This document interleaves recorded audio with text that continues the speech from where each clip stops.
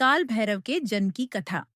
वाराणसी में बाबा काल भैरव को काशी का कोतवाल कहा जाता है। मान्यता है कि काशी नगरी में काल भैरव की मर्जी चलती है। माना जाता है कि एक बार भगवान शिव, विष्णु और ब्रह्मा के बीच इस बात को लेकर विवाद हो गया कि कौन श्रेष्ठ है। काफी कोशिश के बाद भी इस समस्या का समाधान नहीं निकला।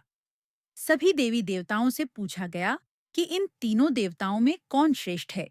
सभी देवताओं और ऋषियों ने विचार विमर्श के बाद माना कि भगवान शिव ही श्रेष्ठ हैं। ब्रह्मा जी अंधकार में भरकर आत्म प्रशंसा से बोले, मैं ही सारे जगत का कर्ता, धर्ता व हरता हूँ, मुझसे बड़ा कोई नहीं है। सभा में उपस्थित विष्णु जी को उनकी आत्म प्रशंसा अच्छी नहीं लगी। उन्होंने स्वयं को जगत का कर्ता व परम पुरुष बताया। इस प्रकार ब्रह्मा व विष्णु जी में विवाद हो गया। जब सभी ने वेदों की राय जानी तो उन्होंने शिव को ही परम तत्व बताया। इस पर ब्रह्मा और विष्णु जी ने वेदों पर बिगड़ते हुए कहा, भला अशुभ वेशधारी दिगंबर शिव परम तत्व कैसे हो सकते हैं। ये सब विवाद चल ही रहा था कि उतने में वहां आकाश को छूने वाली एक दिव्य ज्योति प्रकट हुई। उसे देखकर ब्रह्मा जी पहले की तरह अहंकार में भरकर बोले, मुझसे डरो मत।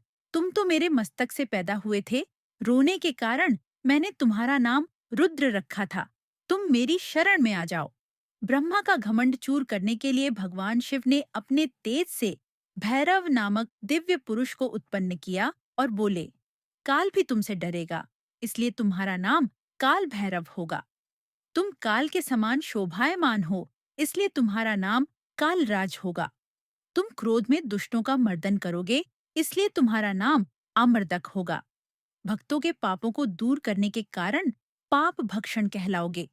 सबसे पहले तुम इस ब्रह्मा को दंड दो।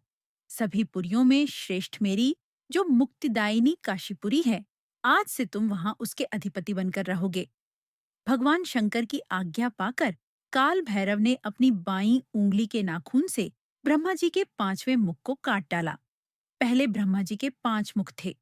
ब्रह्मा विष्णु भयभीत होकर शंकर जी के शतरुद्रीय मंत्रों का जप करने लगे और उनका अंधकार नष्ट हो गया। वह 5वां मुख, एक कपाल, काल भैरव के हाथ में आकर चिपक गया। ब्रह्मदेव का सिर काटने से ब्रह्महत्या स्त्री रूप धारण करके उनका पीछा करने लगी। तब से इस तीर्थ में आकर स्नान करने व देवताओं व पितरों का तर्पण करने से मनुष्य को ब्रह्महत्या से छुटकारा मिल जाता है। भगवान शंकर के भैरव अवतार के प्रसंग के पाठ से मनुष्य जेल आदि के भयंकर संकट से छूट जाता है।